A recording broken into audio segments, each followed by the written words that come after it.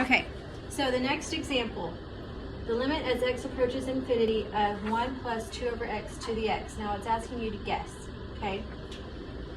I want you to pause this and make your own guess because I'm going to walk you through what my guess would be in just a second. Okay, if I were to guess, then I know the limit of 2 over x is 0, right? That means I have 1 plus 0 on the inside here.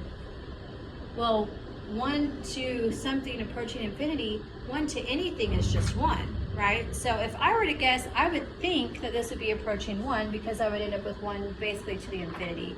And it doesn't matter what I raise 1 to, it's still just going to be 1. But let's see what's actually happening. So since I'm approaching infinity, I want to plug in values that are larger and larger and larger, right?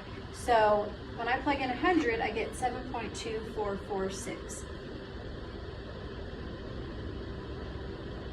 Now let's see what happens when we plug in 1,000, 7.3743. This is not a huge difference for such a big jump in x, right? So it's kind of looking like we might be converging to something. When x is 10,000, I get 7.3857. Well, that is really not a big jump at all. So what's happening is I am approaching a value, and that value just so happens to be e squared.